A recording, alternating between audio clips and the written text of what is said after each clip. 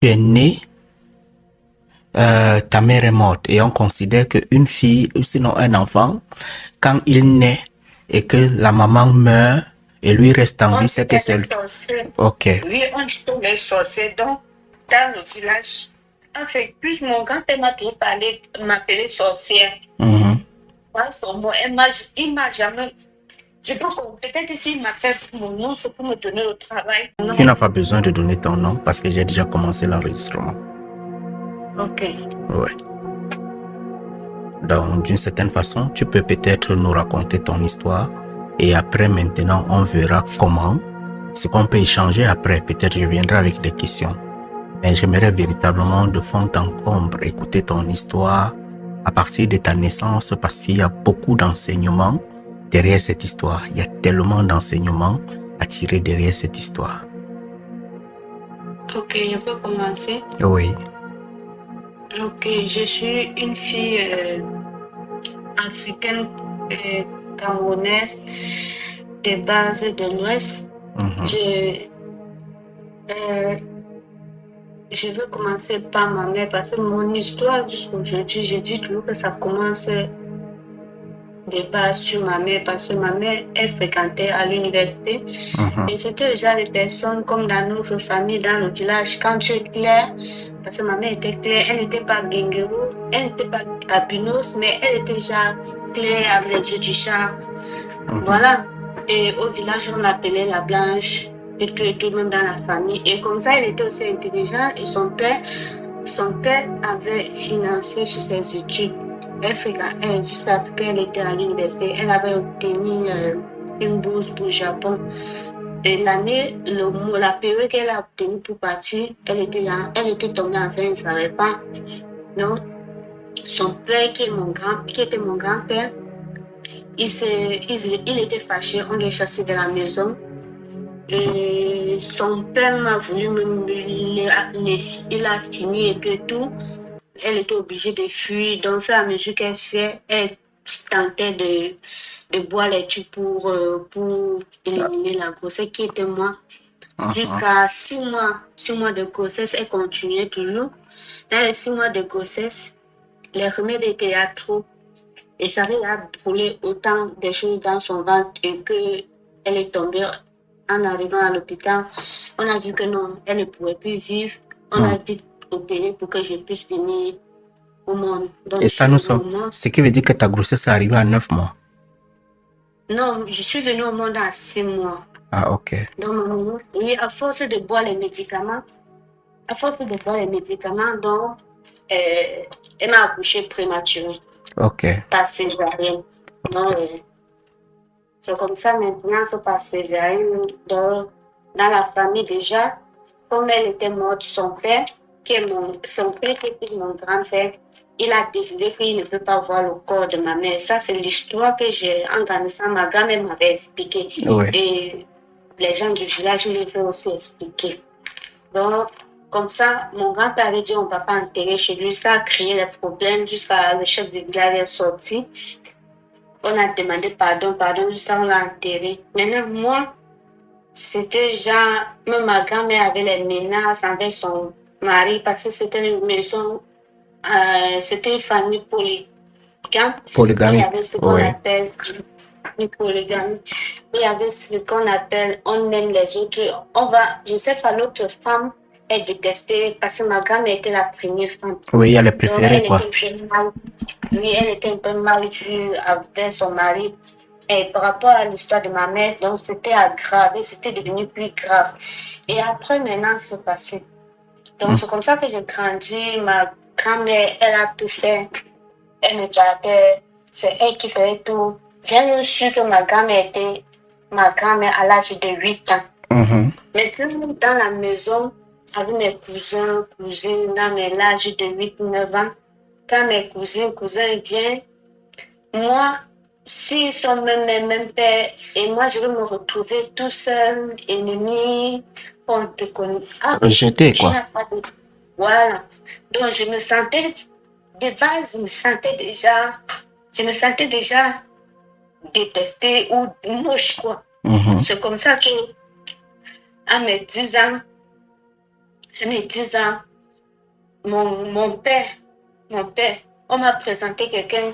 Un jour, mon grand-père, comme il ne m'aimait pas, parce que lui, il pouvait faire tout pour les enfants. Quand je viens, on dit non, va là-bas, tu es une orpheline, ne contamine pas mes enfants. Oui. C'est le mot qu'on m'a toujours dit dans la cour. Tu es un enfant d'orpheline, tu es une malchance dans la famille. Donc, j'ai subi tout ça. Après, maintenant, mon père, à 10 ans, on m'a dit que mon père vivait. Il avait envoyé les vêtements et tout. Mon grand-père, il a pris. J'ai vu jusqu'à 3 fois, il a brûlé avec le pétrole. On était comme ça au village. Il a brûlé. Mais 11 ans. Il faut préciser que tu m'as dit que on considérait que tu étais une malchance dans la famille, voilà. parce que quand tu es né, ta mère est morte et on considère qu'une fille ou sinon un enfant, quand il naît et que la maman meurt et lui reste en vie, c'est que c'est... Ok. Oui, on dit tous les sorciers. Donc, dans le village, en fait, plus mon grand-père m'a toujours parlé, m'appeler sorcière. Il m'a jamais... Je pense que peut-être s'il m'appelle pour mon nom, c'est pour me donner le travail, c'est pour m'envoyer aller au champ pour le café, pour travailler. Mais il m'appelle, si on fait les enfants, c'est quelque chose, l'enfant sorcier là où. Même quand je parle jouer avec ces enfants, qui est les enfants de la propos de ma grand-mère, il y a toujours ce qu'on va me mettre à côté. Tu vois, et quand il y a les travaux, c'est moi qu'on me demande de faire. Oui. C'est comme ça que j'ai grandi avec, même présentement, je ne sais pas si c'est fini dans mon village, mais il y a toujours ce truc-là que quand une femme enceinte, elle accouche, elle meurt, l'enfant suit, on va toujours dire que l'enfant naît, on va toujours dire que c'est l'enfant qui a tué la maman. Oui, c'est comme ça, à mes 11 ans, on m'a dit, ton père à tel endroit, ma grand-mère s'est cachée, on est parti là-bas. Parce qu'on ne pouvait pas faire jusqu'à mon grand-père soit au courant. On s'est caché, j'ai vu mon père, il était malade parce qu'on l'avait empoisonné. Il était chauffeur camion à Douala. Donc, on l'avait empoisonné, il était malade. Nous sommes rentrés. Lui-même, quand il m'avait vu... J'aimerais te poser une question. Hein? Oui. La grand-mère t'a affirmé que pendant que ta mère était enceinte, ton père s'occupait de la grossesse. Non, on ne l'avait même pas donné la possibilité parce que après les tortures du village, ma mère, elle s'est enfuie pour aller à Douala chez la tante, la sœur de son père. Maintenant, là-bas, quand mon père était à Douala, il s'occupait, les deux se voyaient tout. Mon père avait déjà donné confiance de garder. C'est pour ça que la grossesse arrivait à 6 mois. Ouais. C'est comme ça que mon grand-père avait suivi, entendu cela. Il a voyagé de Tchang pour Douala avec la machette dans la valise. Chance que quand il est arrivé chez sa tante, chez sa grande sœur qui était à Douala, qui est la tante de ma mère, quand il venait, tellement il était en colère. Et comme on connaît comment il était très nerveux, très, voilà. Quand on l'a vu, on a seulement signalé à ma mère. Et mon père était obligé de sauter par la fenêtre avec ma mère. C'est comme ça que ma mère et mon père se sont échappés. Mon père a dit, ok, comme c'est comme ça, je te laisse ta fille.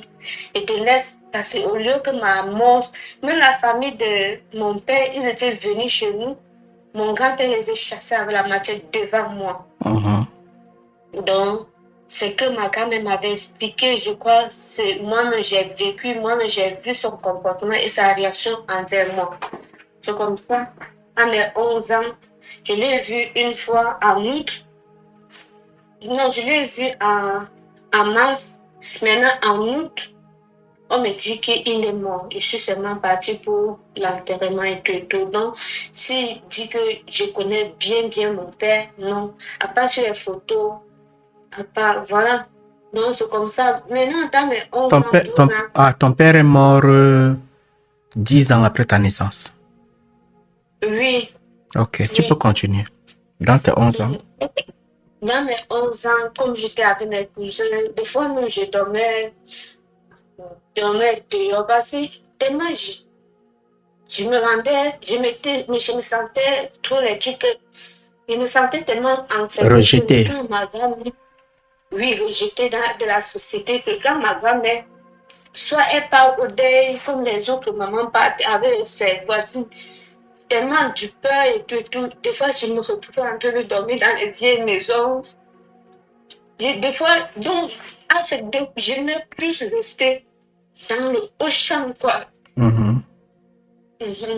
C'est comme ça que je restais et mon frère, à mesure que je grandissais, 11 ans, 12 ans, il y avait mes cousins qui ont essayé, quand ils ont commencé à essayer à me coucher avec moi, faire les trucs.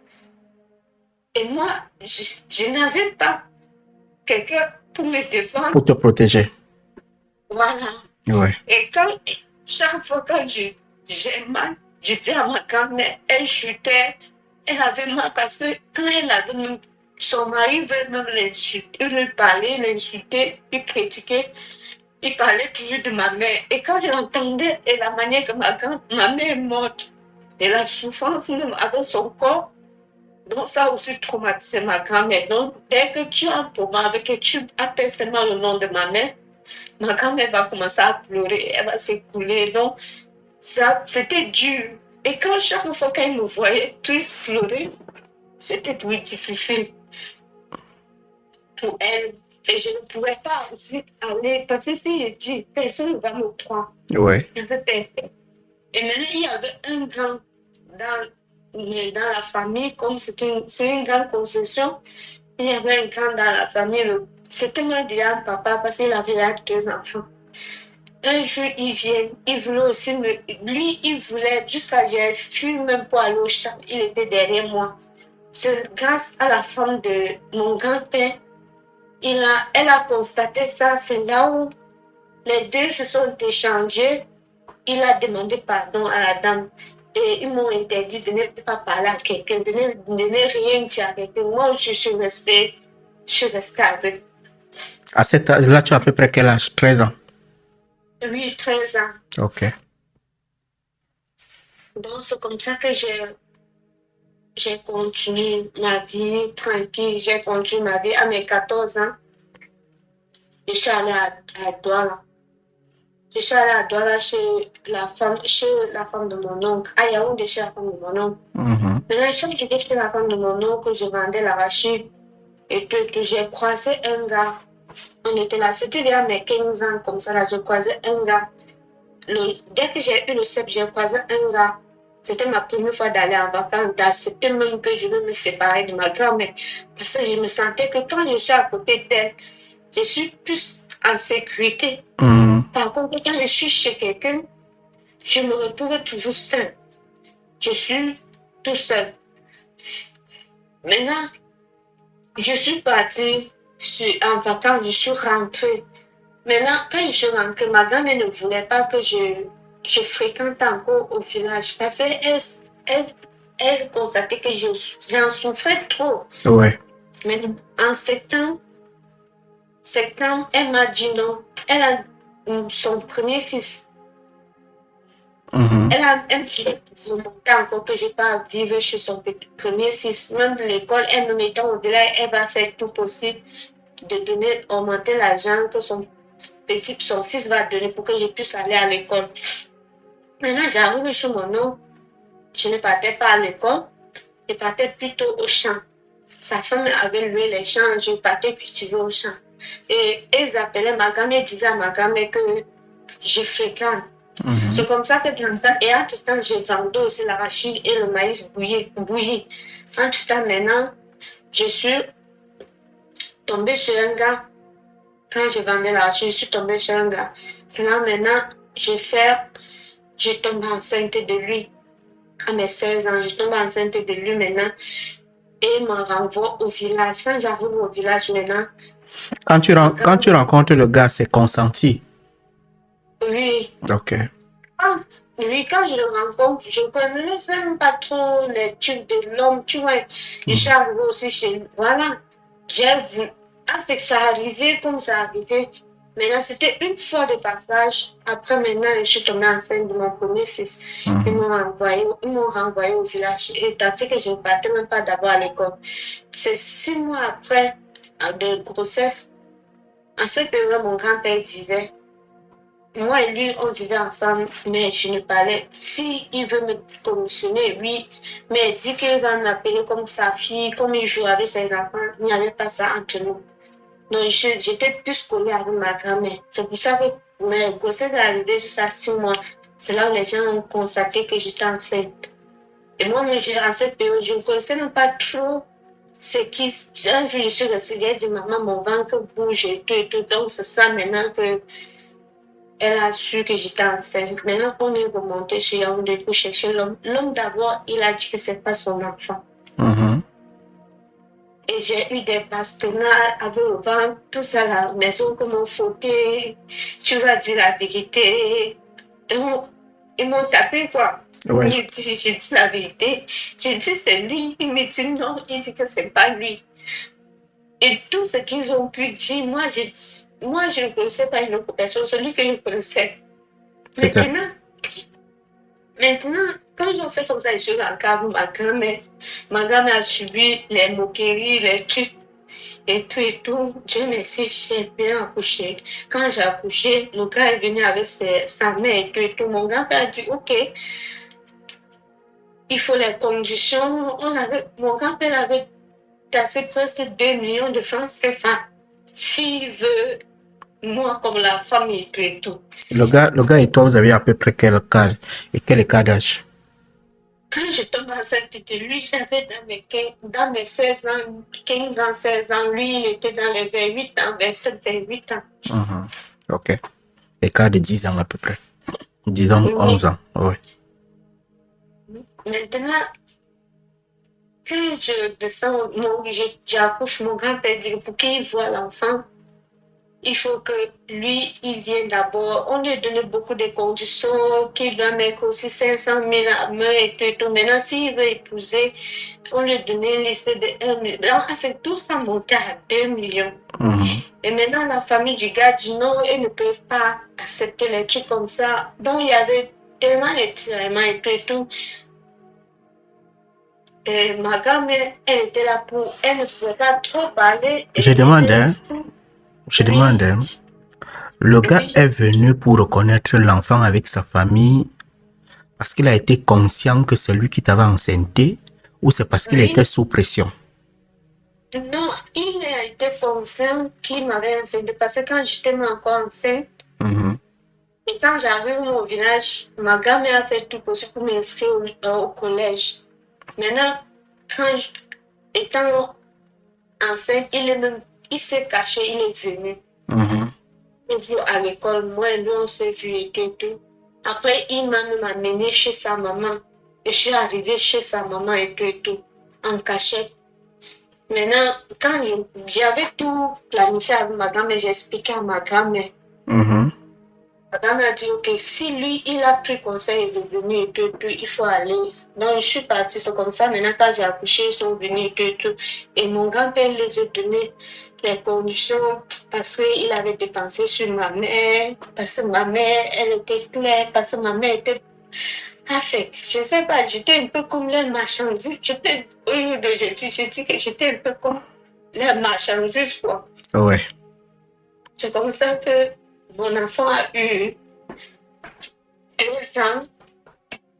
Les gars, quand ça fait comme ça, le gars a dit, OK. Les gars ont dit, nous, on va venir faire ce qu'il faut. Mais si vous ne voulez pas vous ressavoir de votre fille et avec l'enfant, moi, je n'ai pas de problème. C'est comme ça ils sont venus voir l'enfant et tout, l'hôpital. Je crois qu'ils avaient, l'hôpital au village, c'était pas cher. Ils ont donné ce qu'ils pouvaient donner parce que le gars, son père ne vivait plus. Et maintenant, le gars, c'est sa mère qui s'occupe de lui avec ses soeurs. De façon, ils sont 5 à leur mère ou c'est 4, un truc comme ça. Maintenant, il y avait les tensions dans les familles comme ça. Mon grand-père, moi, et j'avais peur de fuir aller chez eux. Parce que je ne connaissais pas comment se passe le foyer, comment on peut y vivre. Donc, sa mère m'a dit non, si tu, voilà. Et après, maintenant, sa mère, ils ont appris que non, je suis que petit-fils. Je ne suis pas la propre fille du père. Donc, ils ont compris que mon grand-père était là juste pour détruire. Il n'était pas là pour chercher le bonheur. Tu comprends un peu ce qu'il veut dire? Ouais, j'écoute, je comprends. Voilà. Et aussi, ils se sont fâchés, ils sont partis. Ils regardaient seulement l'enfant. Moi, je suis restée. Tellement, c'était pas facile. C'était pas facile.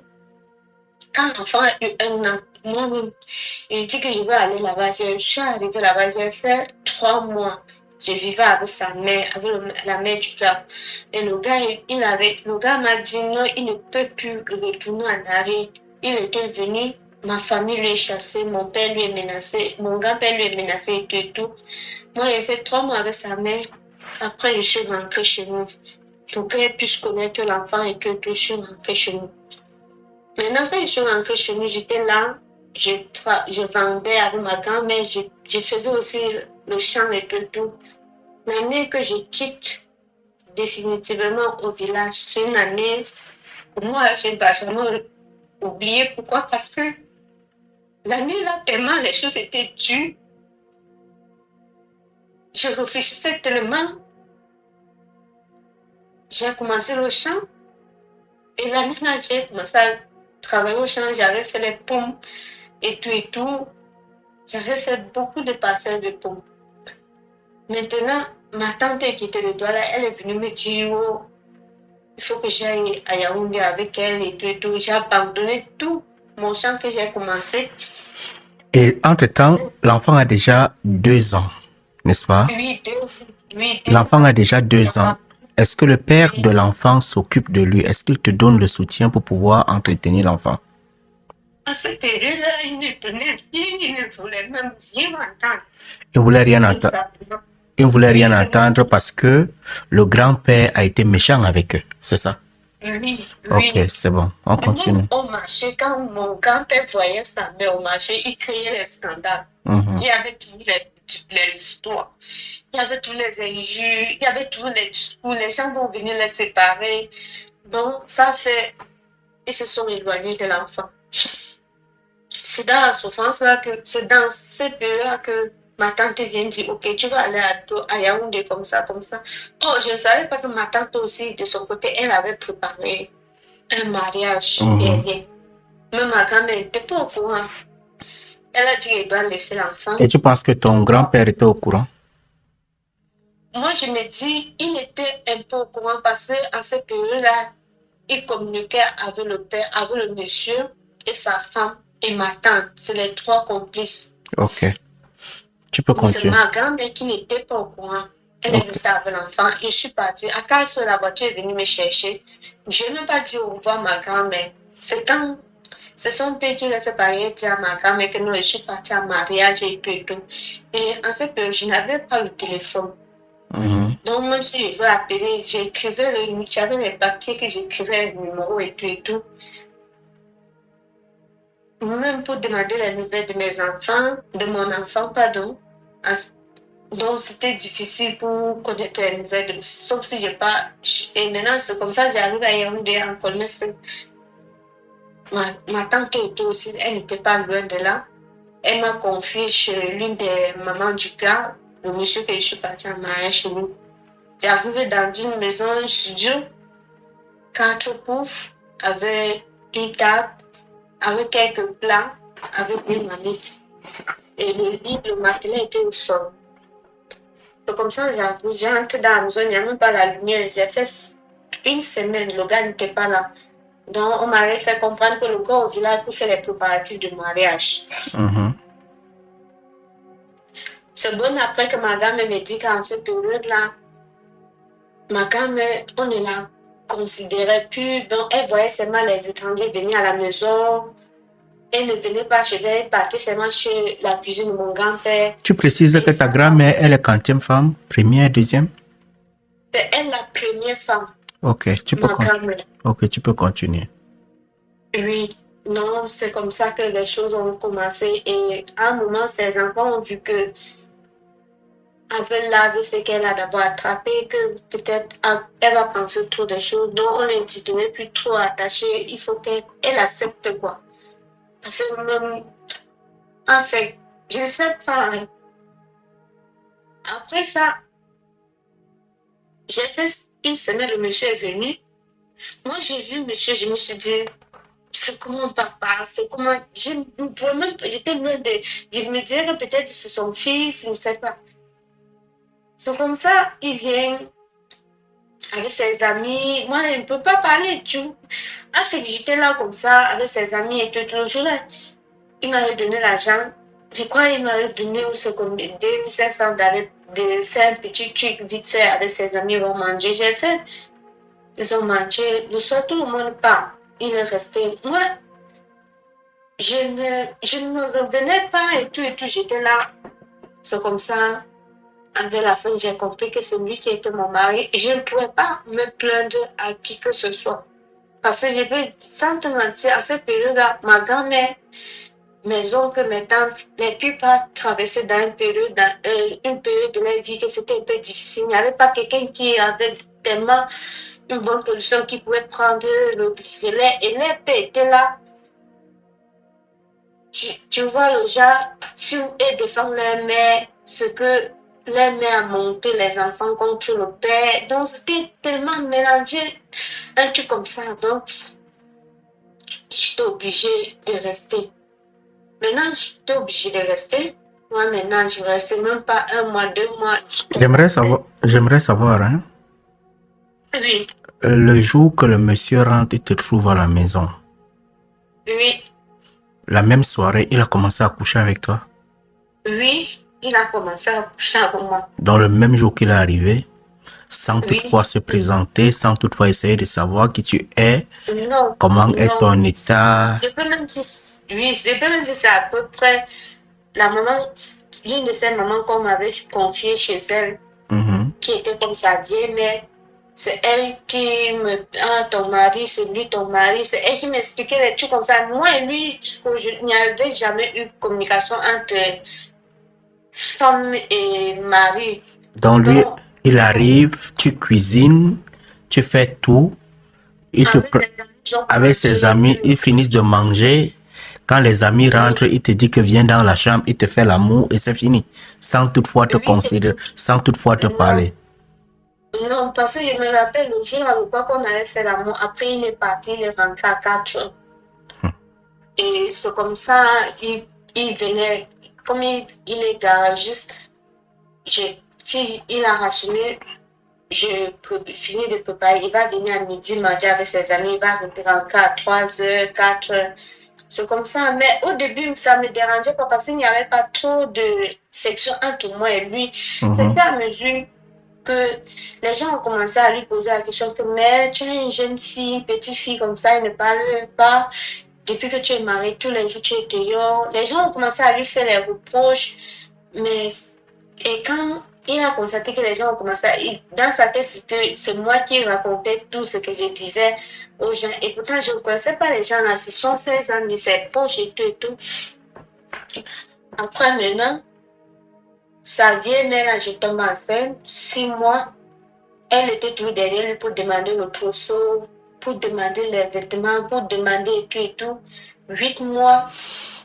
C'est là où il avait donné 15 000 à la dame. Elle a acheté la bassine et tout et tout. J'étais obligée d'appeler ma grand-mère parce que ma grand-mère, elle s'était abaissée le cœur.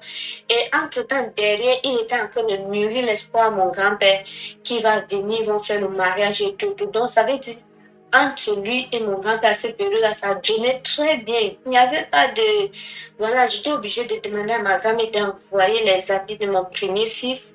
Et tout, elle a envoyé la valise de mon premier fils jusqu'aux couches. Elle m'a envoyé les trucs. C'est comme ça que... Parce que quand j'avais accouché mon premier fils, comme vu la manière que je suis née, les amis, les camarades de ma mère, tout et tout, non, ils étaient contents malgré la situation. Mais ce qui faisait encore plus peur, c'était mon grand-père qui mettait le truc au milieu, quoi. Parce Mettait le feu. oui, la haine. parce que c'était quelqu'un qui s'en foutait, c'était quelqu'un qui était trop orgueilleux, c'était quelqu'un que, en fait, je peux me dire que il avait trop d'influence, je me dis que les gens avaient trop peur de lui. C'est comme ça maintenant que c'est passé. J'ai accouché mon fils, mon premier fils chez le monsieur, étant chez le monsieur, parce que le monsieur, il est bamléké, mais il a grandi, fait presque 39, presque 30 ans à Samlema. Donc, il a beaucoup duré à Samlema. Jusqu'à il parle la langue là-bas, tu peux te dire que c'est quelqu'un de là-bas. Donc, il a adapté une vie, genre, travaille, il gagne, il boit avec, il veut montrer le jour qu'on va l'appeler le beau. Donc, un truc comme ça, quoi. Voilà, il a adapté sa vie. Le m'as-tu vu? Comme ça. Pardon? Le m'as-tu vu? Voilà. Il a...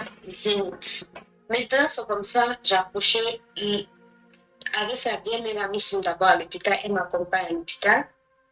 On arrive à l'hôpital, même pour venir donner la nourriture et tout, la dame ne devait pas dormir à l'hôpital. La dame dit, ok, je vais aller à la maison. Le père de l'enfant va venir après te donner à manger. Comme ça, demain, je vais venir.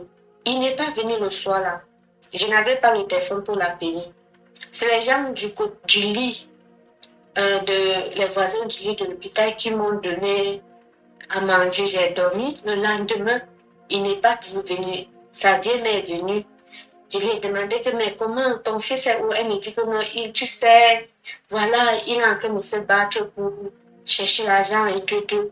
C'est là où les gens qui étaient à côté qui lui disent, mais comment vous abandonnez une femme enceinte toute seule comme ça et tout?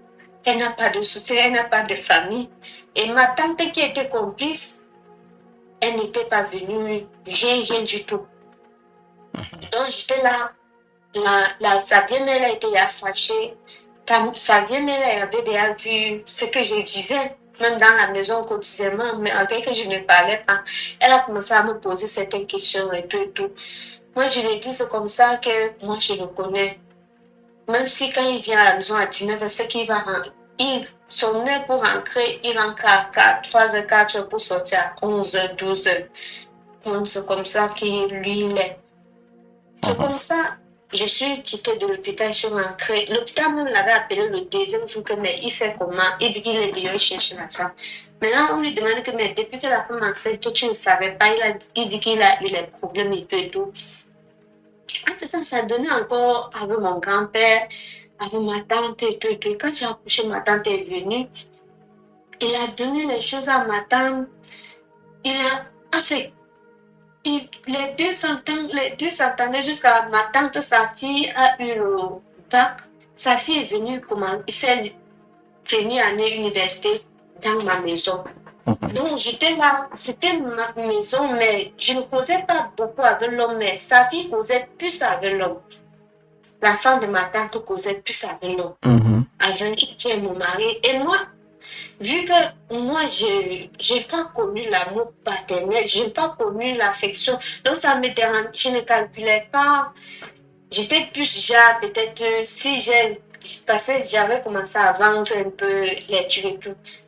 Et il y avait un voisin là, que sa femme m'avait donné de l'argent pour commencer le commerce. Donc, c'est comme ça que je me battais un peu avec le commerce et tout. À un moment, quand celle a fini l'année scolaire, maintenant, il savait que j'avais l'enfant. Après, maintenant, c'est lui-même qui part au village, il ramène mon premier fils. Maintenant, les deux sont là. Je suis là avec mon premier fils. Le comportement commence à changer et tout. Et ma tante, maintenant, elle se fâche. Elle prend sa fille. Elle part avec sa fille. Mais les choses commencent à être bizarres et tout. Elle m'envoie le message, il dit que il donne l'argent, tu ne prépares pas la viande. Et il dit qu'il ne donne, s'il a trop rationné, c'est 1500 et voilà. Après, moi j'ai vécu dans un foyer que le jour qu'on rationnait 2000, c'est quelqu'un qui est à l'étranger. C'était 500. 1000 francs. Et à un moment, quand j'ai commencé mon commerce, quand il a vu que j'ai commencé à cotiser l'argent, parce que j'ai fait une petite cotisation avec les femmes du village, du quartier, le jour qu'il a dit il va acheter, qu'il a vu les canapés en business, qu'il va acheter, mais l'argent ne suffit pas. Maintenant, j'ai pris mon argent quand j'avais cotisé, c'était 65 000. J'ai pris, je lui ai dit, voici ça pour augmenter, pourquoi on achète des trucs. On a acheté des canapés. Parce que mon premier fils vivait déjà avec nous, donc moi, je ne voyais pas ça comme un problème. Maintenant, mon commerce, j'ai commencé mon commerce, je faisais mon commerce. C'est comme ça que je tombé enceinte de mon dernier enfant et en faisant déjà 3 ans chez lui. Parce que je tombé enceinte de mon dernier enfant, l'enfant que j'ai fait chez lui n'était même pas encore grand. Il avait un an, à peine d'un an, je suis tombée encore enceinte. C'est là où j'ai commencé à voir les choses que l'homme ne rationne pas, il sort, il fait 1 mois dehors. Il ne rationne pas. Il rentre, s'il rentre, il est déjà sourd. Moi, quand ça a commencé comme ça, moi, je ne me sentais plus, même si, parce que même pour dire qu'il veut faire l'amour, c'est déjà, il a envie de se décharger, vite fait, voilà, il s'endort. Donc, je me sentais tellement et je me suis habituée de m'attacher plus avec mes enfants, jouer avec mes enfants, donc pour passer le temps. C'est comme ça, maintenant, l'année que mon premier fils est venu, c'est moi comme je vendais, je me suis battue pour payer la pension de l'enfant et son père aussi de son côté.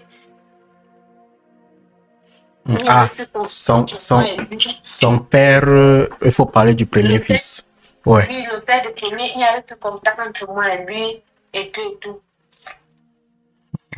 C'est comme ça que j'ai commencé à me battre et tout.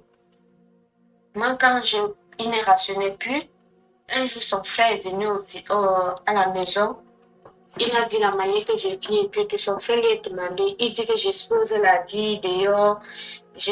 Les trucs, il a commencé à parler des choses. J'ai dit, c'est pas moi. Il est venu, il a vu la manière que je vis. Et donc, tellement les choses, je suis restée. Même ses amis. Et ça arrivait au point que quand je dépose l'argent, il va prendre. Et quand il va rentrer, peut-être j'ai pu sauter le riz, il va prendre. Un jour, tellement le marché n'avait pas marché, mon voisin avait préparé le râpé pour que je donne à mes enfants. Ce monsieur est rentré. Mon premier fils est rentré de l'école, je lui ai lavé. J'attendais au moins 17 heures, 18 heures qu'ils ont d'abord mangé au tapioca. J'attendais 17, 18 heures que non, ils vont manger pour dormir. C'était 2 boules de râpé. Le monsieur est rentré à 16 heures que les enfants dormaient déjà, se reposaient. Il a entré, j'étais devant en route, en train de vendre. Il s'est levé, il a fini les 2 boules de râpé. Tellement j'étais énervée, le marché ne marchait pas, tellement je réfléchissais à ce que les enfants ont fait, j'étais traumatisée. Je lui ai parlé que papa, ce que tu fais là n'est pas bien et tout. Il s'est levé, il a commencé à me battre. J'avais même les photos, c'est parce que quand j'ai voyagé, donc là où j'avais gardé le sac, c'était brûlé. Sinon, j'avais pris les photos, la période que j'ai traversé les moments tellement difficiles. C'est comme ça, je parle comme ça dans mes 22, 23, 24 ans. C'est comme ça maintenant que je me bats. Il m'a tapé pour la première fois, je me suis tuée, je suis restée tranquille. Et quand j'ai commencé à parler, me plaindre, on dit non, il n'est pas. C'est le genre de personne qu'il a avec la femme, il est une autre personne, mais devant les gens, il veut montrer qu'il est trop gentil. Donc ça faisait que je ne pouvais pas me plaindre. Un hypocrite. Les enfants voyaient déjà, les enfants témoignaient, les enfants, ils disaient que c'est moi qui montais mon premier fils, c'est moi qui. Donc, les trucs comme ça. Un jour tellement, il m'a encore frappé. Pour rien du monde, il a laissé son habit, j'ai mis dans l'eau trempée la nuit, le lendemain, j'ai lavé. Et j'étais pressée pour aller voir.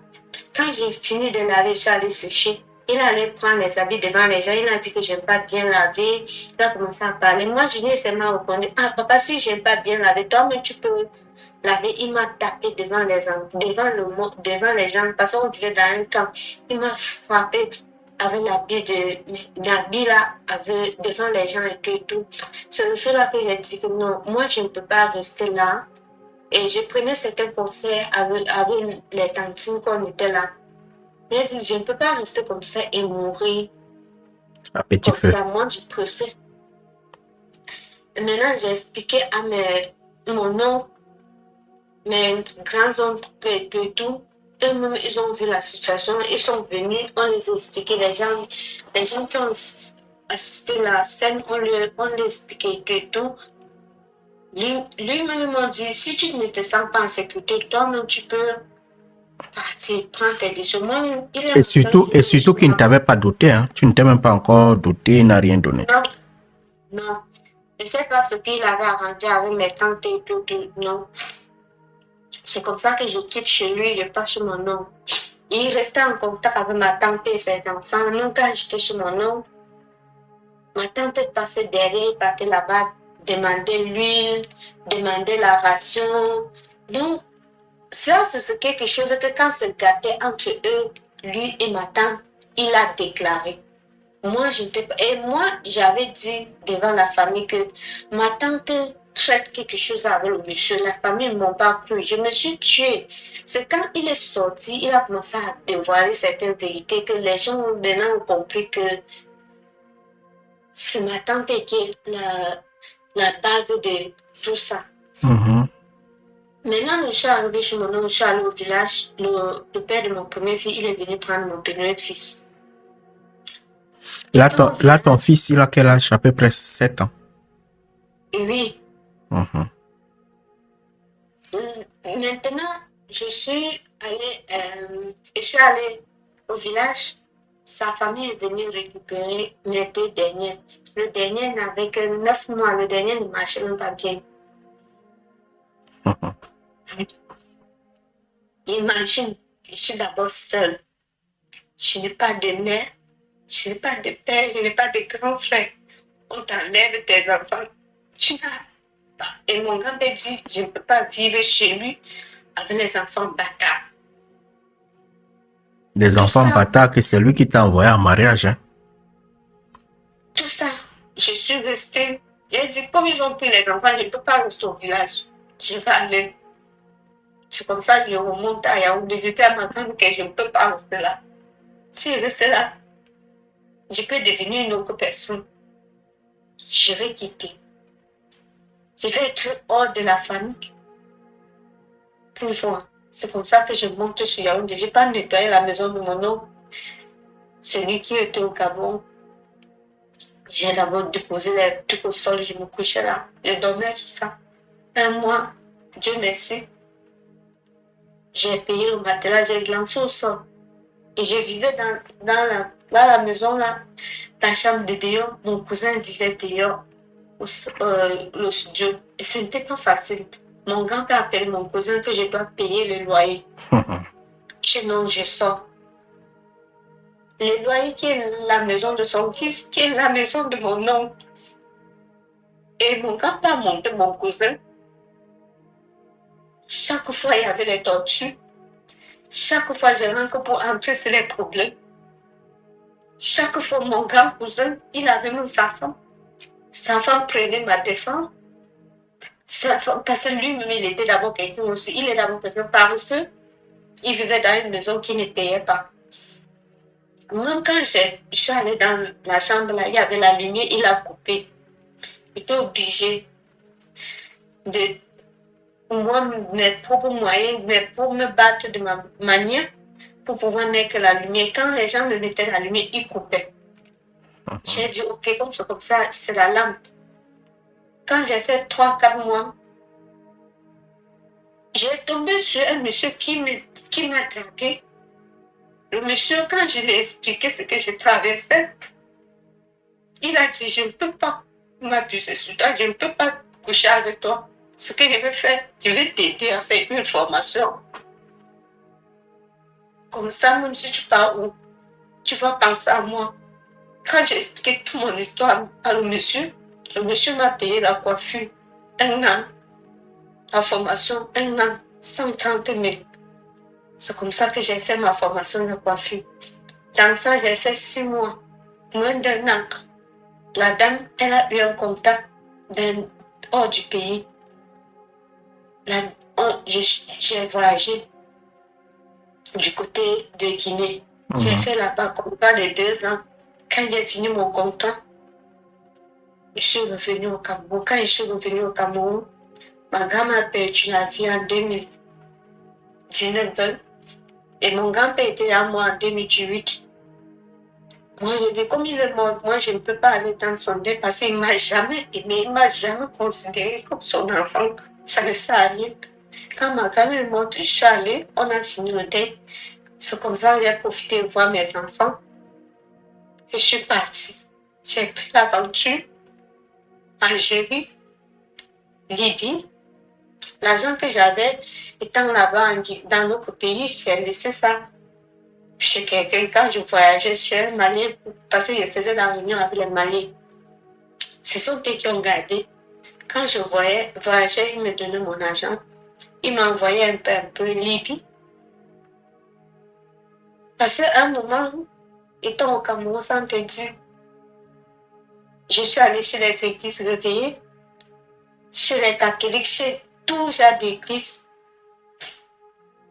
J'ai compris que c'est pas la solution. C'est pas dans l'église où le pasteur va me frapper, il va dire que on va aller au séminaire, ils vont m'obliger de faire semblant de tomber pour attirer les clients. Et je ne me sentais pas prête à ça.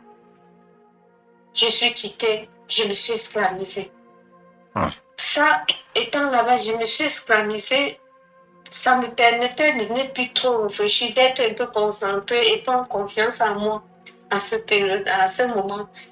C'est comme ça que j'ai commencé mon aventure sans problème. En Libye, ce n'était pas facile. Parce que mon agent que j'ai payé en Libye, la première personne qui a d'abord mangé, mon agent. Je suis restée tranquille. Je me suis battue, entrée en prison jusqu'à 3 fois sortie. Mon agent était fini, j'étais obligée de vendre. J'ai commencé à vendre les gâteaux, malgré qu'on dit que la Libye n'est pas bonne.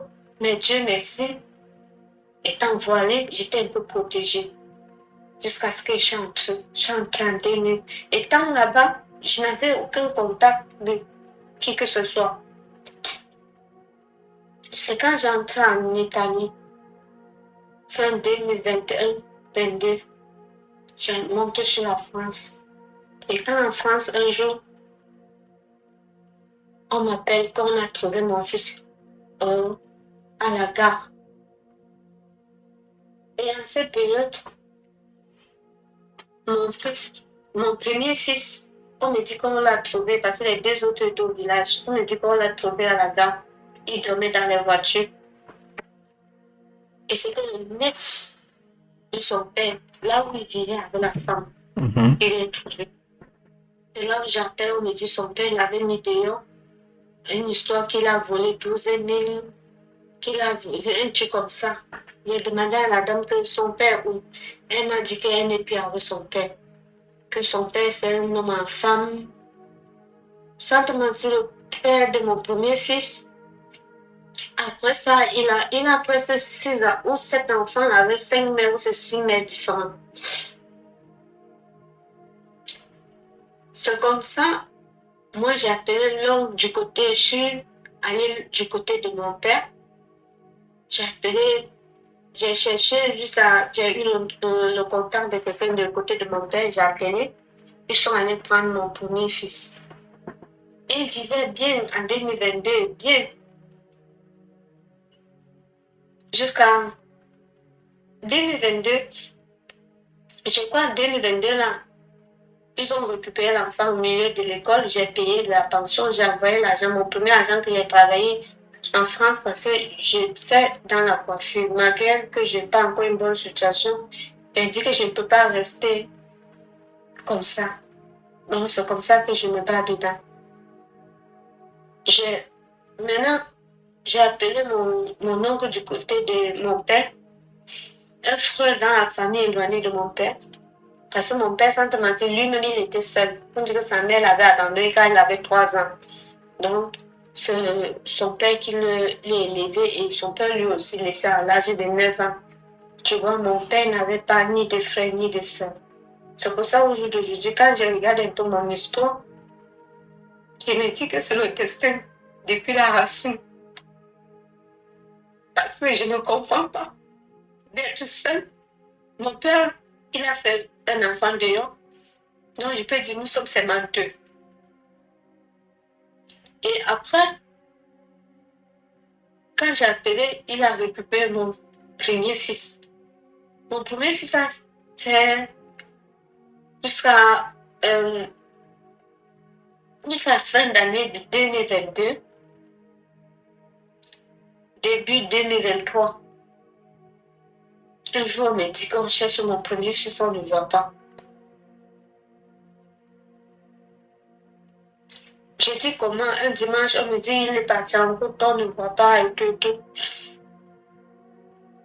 Je suis restée tranquille. J'ai appelé son père, je suis entrée en contact Facebook avec son papa. J'ai essayé de communiquer avec son père parce que quand je récupère mon fils, avec mon cœur, mon sang froid, j'ai baissé ma colère. J'ai essayé de dire non, de temps en temps, tu peux quand même appeler, prendre les nouvelles de l'enfant et tout. J'ai essayé toujours pour qu'il participe, d'essayer en communiquant avec son fils. C'était tout ce que je lui demandais. Je lui ai dit de faire. Un jour, on me dit que l'enfant, on ne voit pas l'enfant. J'entre en contact avec lui. Le premier mot qu'il sort, il a commencé à me menacer qu'en 7 ans, s'il ne voit pas son enfant, il me donne 7 ans. S'il ne voit pas son fils, il va me porter plainte. Il a commencé à me menacer. J'ai pris ses messages, j'ai pris ses voix, j'ai envoyé à mon frère, même père, qui est à Douala. Mon frère, même père, l'a appelé direct, lui dit, ne menace plus ma soeur, elle a déjà trop souffert. Quand j'entends son histoire aujourd'hui, je n'aimerais. Donc, mon frère lui dit ça. Il a coupé contact avec moi. Quand je l'écrivais, il ne répondait plus. Quand je l'appelle, il ne répondait plus. Quand j'appelle sa soeur, il dit, je ne vois pas l'enfant. Sa soeur dit, mais l'enfant est où? Donc, elle me tourne jusqu'aujourd'hui. Je ne connais plus là où il y a mon premier fils. Maintenant, mes 2 derniers vivaient chez leur grand-mère. Parce que leur père était incapable de s'occuper de leurs enfants, de mes derniers. Étant sur la route, je ne pouvais pas. Quand je suis arrivée, c'est l'année passée, l'année 2022, que je suis entrée, il a pris d'abord le dernier. Et l'année passée, il a pris mon deuxième fils. Il a commencé à vivre avec les enfants parce que j'ai dit, je vais payer la pension des enfants. Ça, c'est le père, hein? Ou sinon, c'est ton frère? Non, le père, parce que j'ai dit, je vais payer la pension, je vais m'occuper de mes enfants. C'est là où il a pris mes enfants. Donc, il vit avec les 2 derniers. C'est moi qui paye la pension. C'est moi qui fais tout. Même l'acte des enfants qu'il a fait l'année passée, c'est moi qui a donné l'argent pour qu'il fasse l'acte. L'autre jour, je lui ai dit non. Il regarde même ne sait que les réseaux. Un truc de ce genre. C'est là il me dit l'acte qu'il avait fait pour les enfants. Il avait augmenté 1 an sur notre enfant. Je dis, mais je ne comprends pas. Depuis ce jour, moi, je lui ai dit, mais il a dit qu'il va me rappeler jusqu'à aujourd'hui. Ça fait 2 semaines. Malgré que je m'occupe de mes enfants.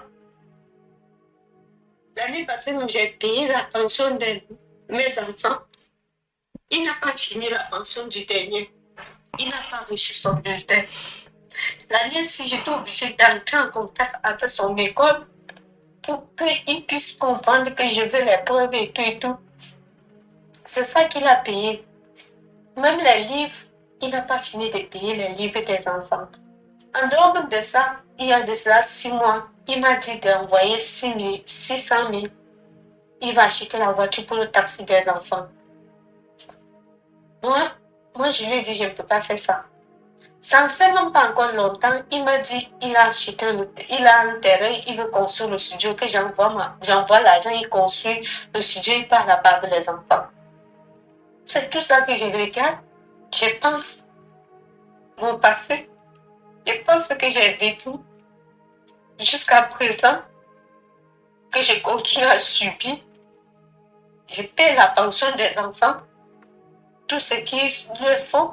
Si je vois quelqu'un qui part au Cameroun, si j'ai la possibilité, j'envoie soit, ils m'ont demandé les vélos, je les envoie, les tablettes, je les envoie. Leur père, il est marié. Quand j'envoie, sa femme a couché, quand j'envoie pour son fils. Jusqu'à présent, je ne peux pas rester. Ça fait peut-être 3 semaines. Même attendre l'envoi, il faut que je sois obligée de passer par l'école pour appeler, pour causer avec les enfants. C'est difficile envers les pères. Et je ne connais pas là où mon premier fils se trouve. Ça fait 1 mois que je suis allée encore à Facebook. J'ai écrit à le père de mon premier fils. Il m'a dit, le jour que il m'a dit ceci, moi je lui ai demandé que depuis 2022, fin 2022, je n'aime pas les nouvelles de l'enfant.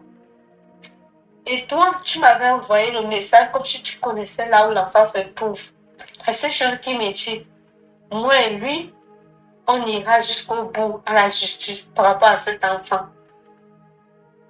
Maintenant, quand je lui ai dit que tout ce qu'il m'a envoyé comme message, j'ai enregistré. Donc, ça veut dire que ça serait sa parole contre ma parole. Il a supprimé. Tu vois, comme quelqu'un t'envoie les messages, après il supprime tout, non? Il a supprimé tous les messages. Donc, c'est là où je suis restée tranquille.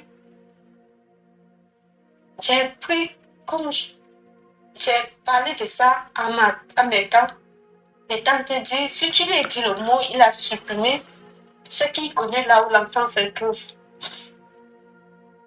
C'est qu'il connaît là où l'enfant se trouve. Et sa soeur, j'avais écrit à sa soeur m'avait fait comprendre qu'elle va dire à sa mère, on va essayer que tout ça. Sa soeur m'a pu donner le retour.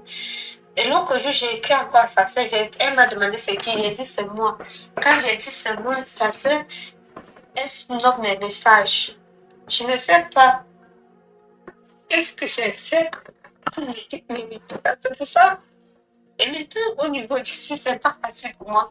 Parce que, même étant ici, il y a un Camerounais que j'ai travaillé mon argent l'année 2023. Il me doit jusqu'à 7 500. 5 500 €. Et quand je lui demande, il me parle de la police. Il me parle de tout et de rien. Parce qu'il avait pris, il m'a dit, il devait créer un compte pour moi. Pour créer le compte, il faut qu'il gère l'argent. Il met l'argent dans son compte. Comme ça, il va me faire le virement. Tout ça.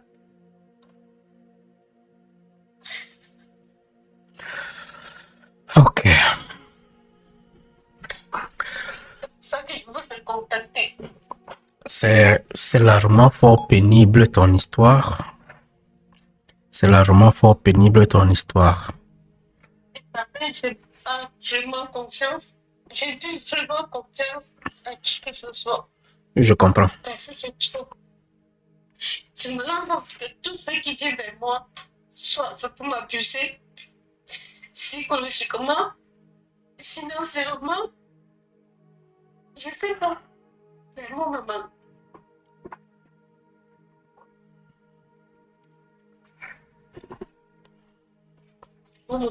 Tu sais,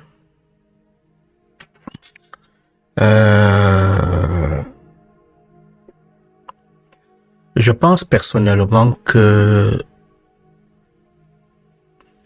tu es à la fin de ta souffrance. La vie t'a donné trop de leçons qu'il est temps que tu puisses véritablement t'en réjouir des bienfaits de la vie. Et tu n'es qu'au dernier virage parce que je pense que tu ne t'imaginais pas un jour en Europe, n'est-ce pas? Non. Et aujourd'hui, tu es là. Et c'est parce qu'aujourd'hui tu es en Europe que ceux dont tu as laissé en Afrique qui ne te considéraient pas commencent à te voir comme une valeur au point où ils cherchent maintenant à t'escroquer. Même étant. Ouais. C'est la loi de la vie. Il y a quelqu'un qui dit la pierre jetée a fini par devenir la pierre angulaire. Je connais pas ta situation en France au niveau de la documentation. Je n'ai pas encore. Mais ce que je sais, avec ton histoire, tu auras la documentation. Ça, je suis certain parce que il y a beaucoup de paramètres dans ton histoire qui prouvent que tu vis de la persécution. Tu as même survécu par la grâce de Dieu, si on peut utiliser le terme. Il y a beaucoup d'éléments. Ça, on va pas parler de ça lorsque je suis en train d'enregistrer. Peut-être, on peut en discuter après. Mais je suis certain, tu es sur le bon chemin à ce niveau. Merci. Moi, je vais te poser une première question. Parce que lorsque tu racontes ton histoire, on ressent qu'il y a un lien ou sinon une malédiction généalogique. Parce que là, il y a ton père qui est un problème parce que sa naissance aussi, la façon qu'il a grandi est pratiquement de la même façon que toi-même tu as grandi. Oui. Et ça commence à continuer au niveau de tes enfants. Et ça, il faudrait que tu puisses briser cela. Et pour pouvoir briser cela, il faudrait faire un travail qui doit remonter peut-être au niveau de ton grand-père. Ce travail, je sais, peut-être, j'aimerais te poser la question, est-ce que tu en veux à ton père?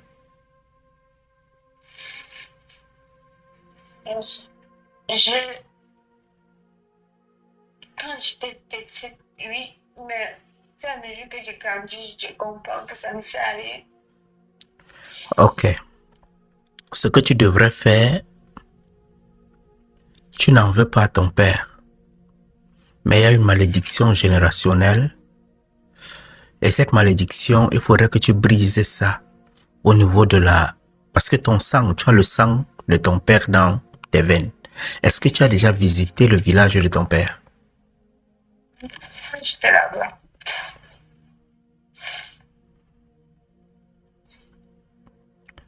Bon, peut-être on pourra voir ce qu'il faut faire pour pouvoir briser, parce qu'il faudrait forcément briser cette malédiction.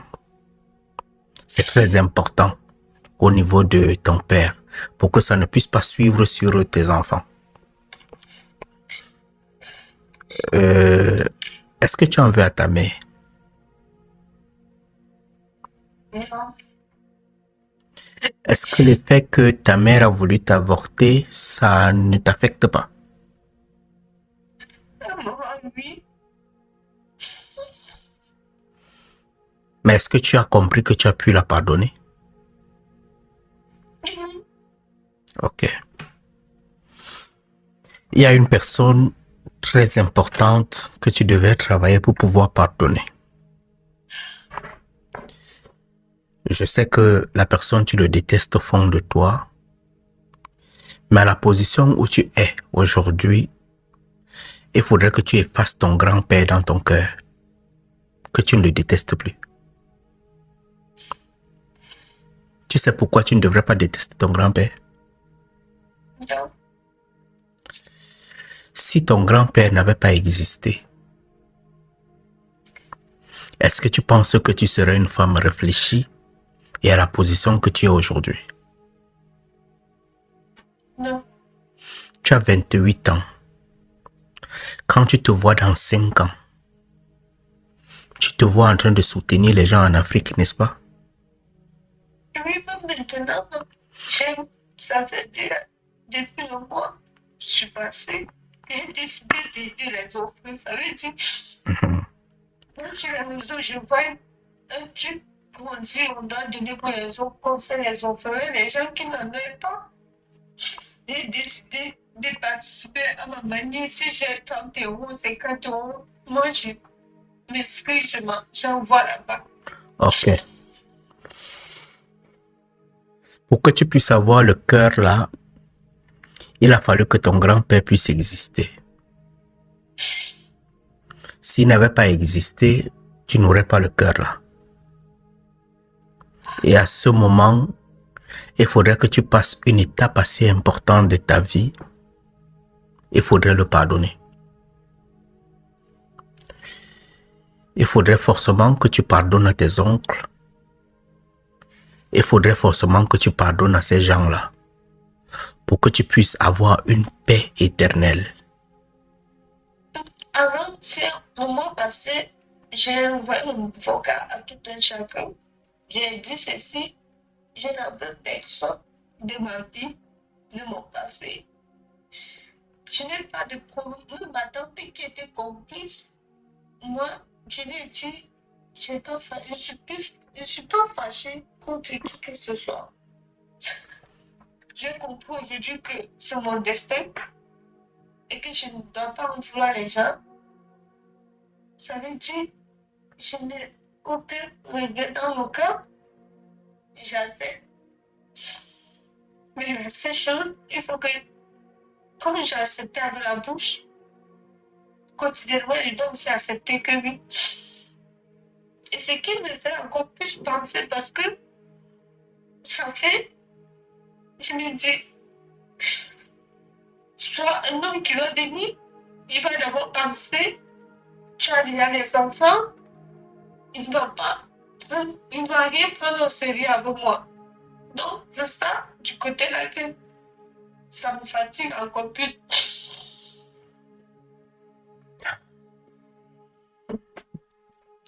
Est-ce que l'homme est la priorité pour toi maintenant?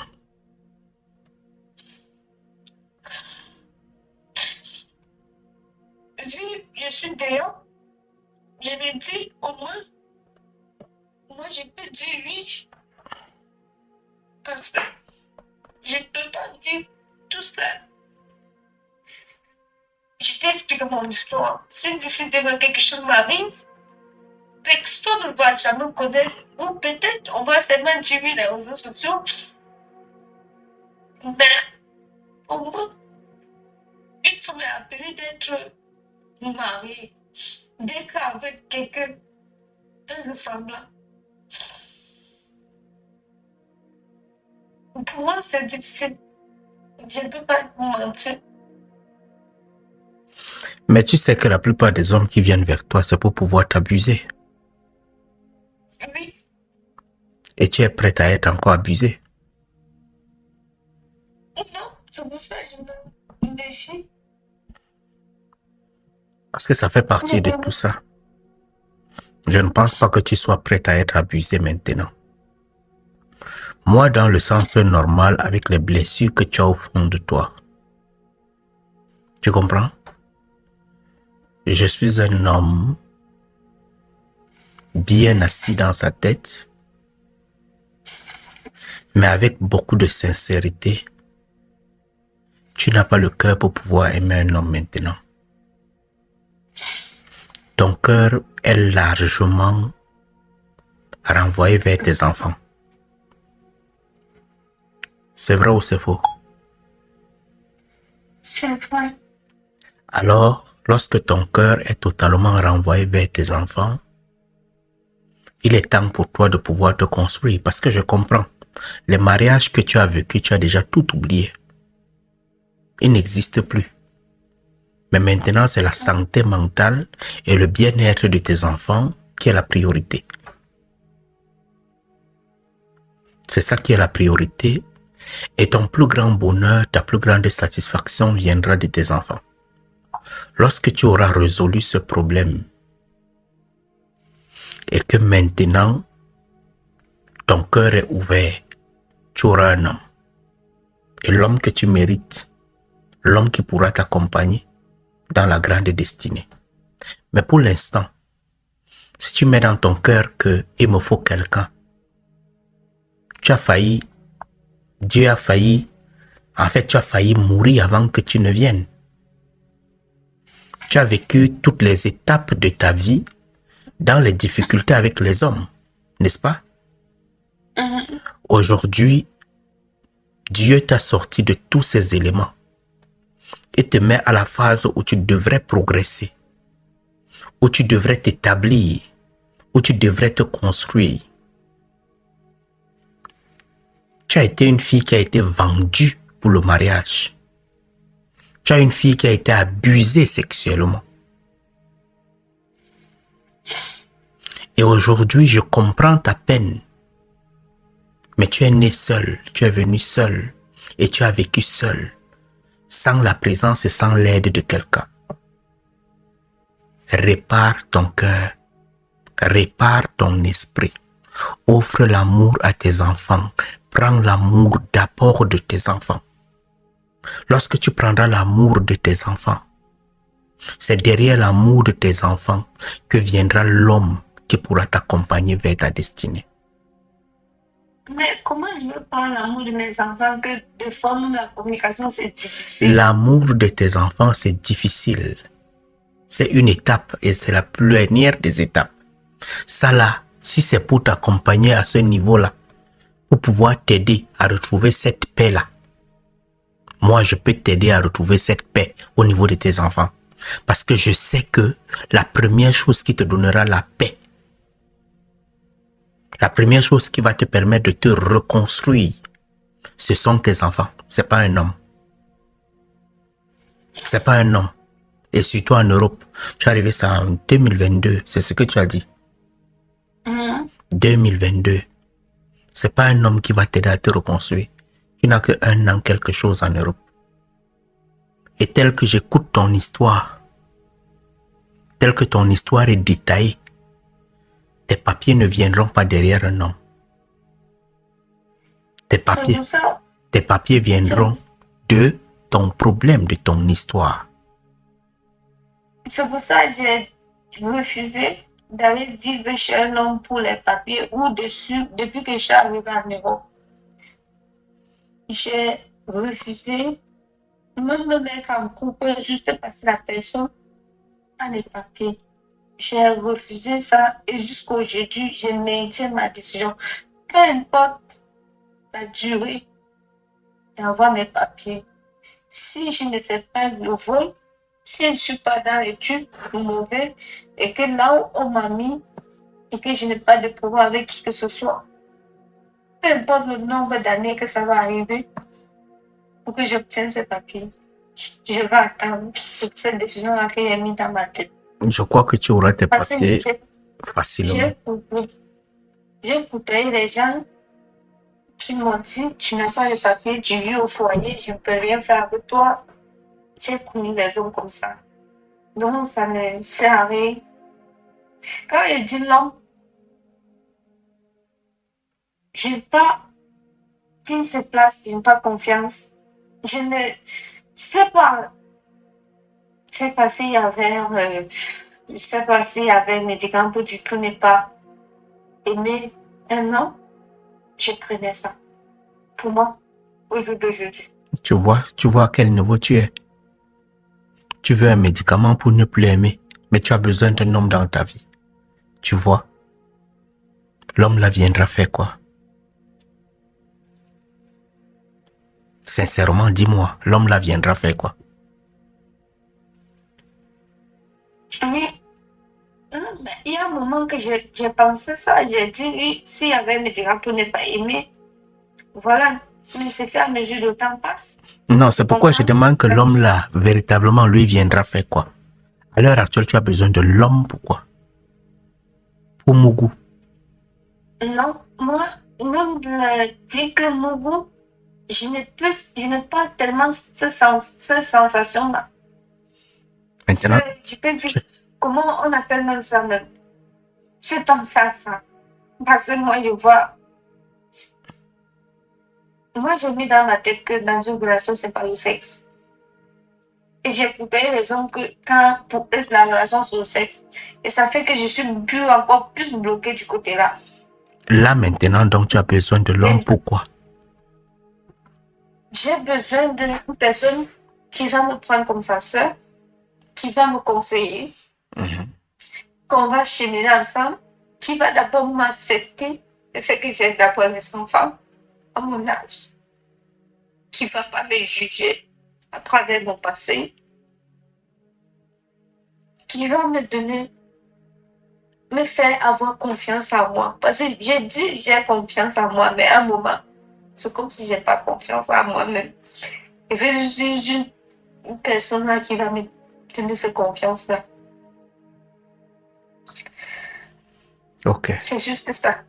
Une personne que on va évoluer ensemble. Une personne que, même du côté de ma famille, aussi vont pouvoir ne plus avoir le courage de dire peut-être il y a un problème de ça, 100 000, 200 000, 300 000. Il faut résoudre automatiquement.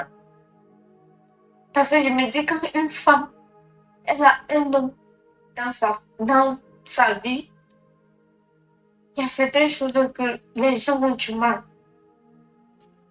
à demander ou à l'imposer. Parce qu'on sait que si son homme n'est pas d'accord, elle ne peut pas le faire. C'est pour ça que j'ai besoin d'une personne qui va m'accompagner. Et puis, je suis en train de grandir. L'âge avance. Je vis. Si je pense. Tu penses. Ça. Attends un peu. Attends un peu.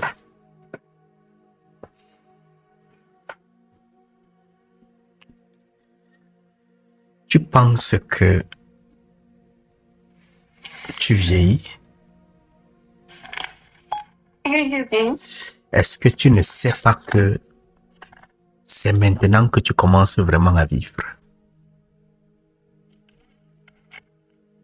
Mais ça, il va falloir que quelqu'un qui me fait confiance, qui peut me dire cela, pour que je puisse connaître que je ne vieillis pas.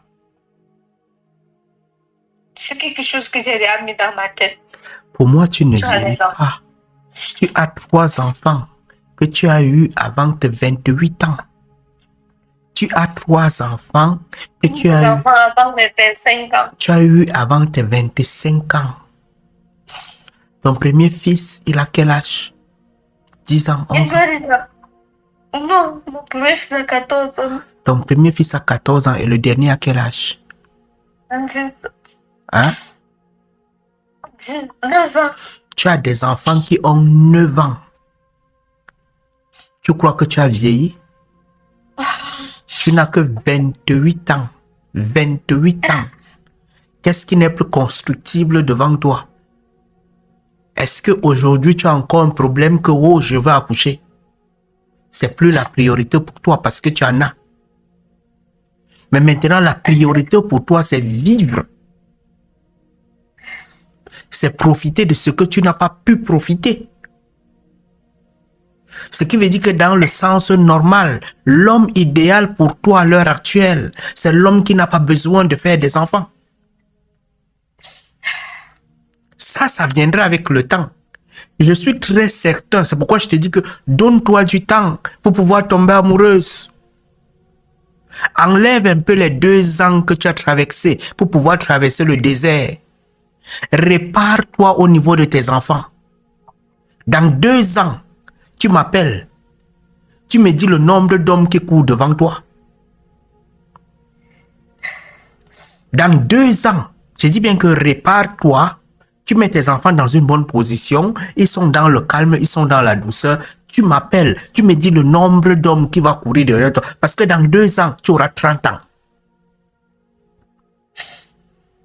Dans 2 ans, tu auras 30 ans.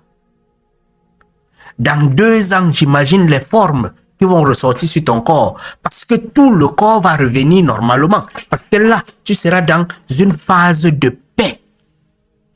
La grande paix. La beauté que tu n'as pas eue de toute ta jeunesse, c'est maintenant que tu vas la voir.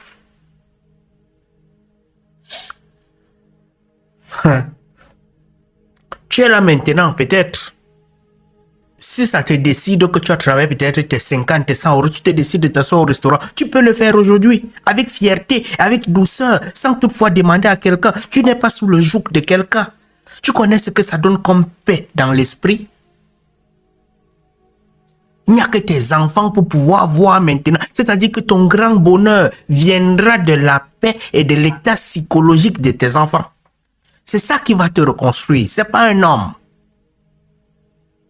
C'est pas un homme. Un homme va te détruire. Là où tu es là, tu te mets avec un homme maintenant, il te détruit. Tu te mets avec un homme maintenant, surtout les gars de l'Europe, il te détruit. Sinon, on ne t'a même pas encore détruit. On ne t'a même pas encore détruit. Ce sont les gars de l'Europe, il va te détruire. Tu vas te poser la question ce que tu es venu faire en Europe. Mais à l'heure actuelle, où tu es dans un état psychologique et que ton cerveau est concentré vers tes enfants, remercie Dieu. Et maintenant, travaille pour pouvoir briser les liens qui amènent la malédiction tout autour de toi. Lorsque tu finis de travailler ça, revois ta personne, mets-toi devant un miroir. Tu vas te poser la question, si j'ai pas le choix de choisir l'homme qui entre dans ma vie. Tu n'as pas besoin de ça maintenant. Tu n'en as pas besoin. Tu n'en as pas besoin. Si c'était que tu vas me dire que ouais, c'est parce que je veux Mougou, j'ai besoin d'un homme parce qu'il me faut aussi de temps en temps Mougou. C'est pas pour ça. C'est pas pour ça. Mais c'est tout simplement parce que tu veux une sécurité du fait que non. Non. Si c'est pour la sécurité là, on paye ça même. Tu comprends? Si c'est pour la sécurité là, on paye. Tu es en Europe, tu pars, tu t'assois sur un hôtel, tu lui dis, il fait ce que tu veux. Il y a des gens que tu payes même. Quand tu appelles, on lui dit que bon, un membre de famille appelle, c'est lui qui appelle, il dit que je veux plus que vous l'appelez. Ça existe. J'ai dit là maintenant que bon, par rapport à ton enfant, ça là c'est déjà résolvable. Parce que je sais déjà que je peux prendre mon téléphone. Celui que tu me dis qu'il a bouffé ton argent, après je peux prendre mon téléphone, je l'appelle. Ça, je peux prendre le téléphone, je l'appelle. Pour ton propre bien. Je lui demande, mais c'est comment? Pourquoi tu fais ça? Je le lui demande. Avec stratégie. Peut-être il t'appelle demain, il te dit que viens prendre ton argent. Peut-être il te dit que bon, tu n'en as pas encore, mais viens prendre un peu. Ça, je peux le faire. Au moins ça, je peux t'apporter. Au moins cette assistance psychologique, je peux te l'apporter. Mais dis que tu as besoin. Non. À l'heure actuelle, tu n'as pas besoin de cet homme-là. Il va te détruire. Reconstruis-toi. Reconstruis-toi. À ton état, si tu as besoin de quelqu'un, que non, tu veux entendre que quelqu'un a aussi grondé quelque part et on peut avoir peur de lui, donne-moi le numéro de la personne, je l'appelle.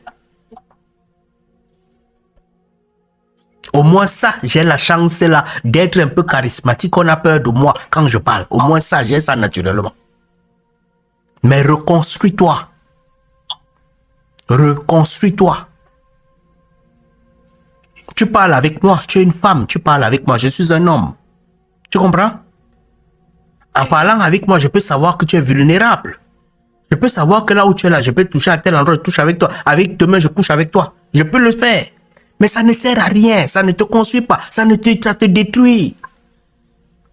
Et plus tu as les problèmes, plus tu es vulnérable devant les gens. Plus les gens vont connaître tes problèmes, plus tu vas devenir facilement touchable. Aujourd'hui, ce n'est plus ça. Deviens la femme forte qu'il faut. Reconstruis-toi. Canalise ton amour sur tes enfants. Canalise ton amour sur tes enfants. Lorsque tu vas canaliser ton amour sur tes enfants, tu retrouves la paix de savoir que mon fils, il est à l'internat.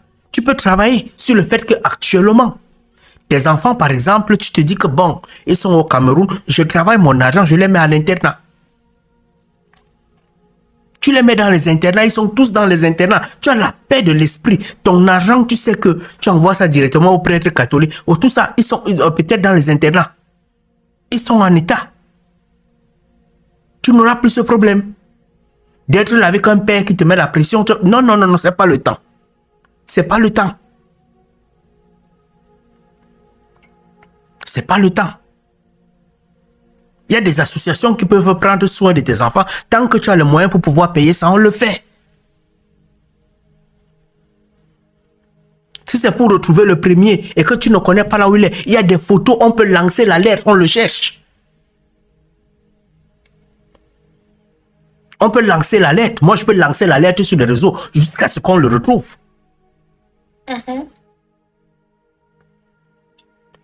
Jusqu'à ce qu'on le retrouve. Il suffit de lancer l'alerte et de dire que peut-être son père l'a séquestré. Lui-même, il va sortir l'enfant là.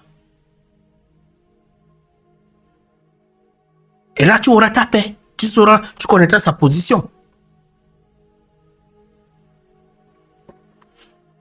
Donc, personnellement, je pense que c'est ce qu'il te faut. Reconstruis-toi. C'est le temps de ta vie qui vient de commencer. Reconstruis-toi. Tu as quelque chose en main, tu as un talent, tu as appris un métier, tu peux apprendre d'autres. Aujourd'hui, peut-être dans ta situation en France, on peut te donner l'opportunité d'apprendre autre chose que la coiffure. Si on peut te donner cette opportunité, utilise ça. Construis-toi. Construis-toi. Dans 2 ans, tu vas me dire que je suis une femme. C'est eux qui courent devant moi. Tu n'as pas besoin de ça. Reconstruis-toi. Retrouve l'envie d'être avec un homme. Retrouve cette envie. Tu as été trop exploité. Aujourd'hui, tu n'as pas cette envie. Tu es parti chez les prêtres, tu es parti chez les pasteurs, tu es parti chez ceci. Moi, j'ai été pasteur. Je connais ce que c'est. Je connais la manipulation psychologique. Aujourd'hui, tu n'as pas besoin de ça. Tu as besoin de te reconstruire. Reconstruis-toi. Base-toi sur tes enfants. Le succès de tes enfants, c'est tout. Ils ont 10 ans. Le dernier a 10 ans. Ce sont des hommes. Dans quelques années, ils n'auront plus besoin. Tu vas les appeler au téléphone. Reconstruis-toi. Ce n'est pas parce que tu as 3 enfants. Non, madame. Tu as 3 enfants, mais des enfants qui sont grands. C'est difficile de prendre une femme qui a des petits-enfants. Tu as 3 enfants qui sont en Afrique. Et donc, si tu te décides même qu'ils viennent ici, tu peux te décider, ils n'habitent même pas avec toi. Tu as 3 enfants qui sont en Afrique. Tu es comme une femme qui n'a pas d'enfants. Parce que tu as fait des enfants étant très jeune. Oui, beaucoup de fois, même quand je dis aux gens que j'ai 3 enfants à cet âge, personne, quand on me regarde, même quand je sors au Cameroun, je marche avec mes enfants, on dit, personne ne croit que ce sont mes enfants. Donc, si c'est comme ça, peut-être même encore les biberons, le derrière, tout est debout. Tu veux quoi? Hein? Remets-toi seulement en confiance. Remets-toi en confiance. Tous ces éléments, je dis bien que l'eau, on dit que l'eau lave, l'argent rend propre. Travaille ton argent. Travaille ton argent. Ça ne va pas se parler. Parce que tu as enlevé tes photos là, ça, tu vas remettre tes photos toi-même. Et les dragueurs seront là. Ils seront pleins. Tu as dit que ta mère était brune. Peut-être tu es parti prendre la peau de ta mère. Hein? Alors, et tu es parti prendre la peau de ta mère. Tu commences à nous mentir sur Internet que tu fais le Ndiansang. Tu vends le Ndiansang. Alors que c'est le Ndiansang naturel. Remets-toi en confiance. Remets-toi en confiance. Tout ça va venir seul. Tout ça va venir. T'as pas Attends, besoin. je viens prendre pour la porte. Je viens s'il vous plaît. Ok. Je viens.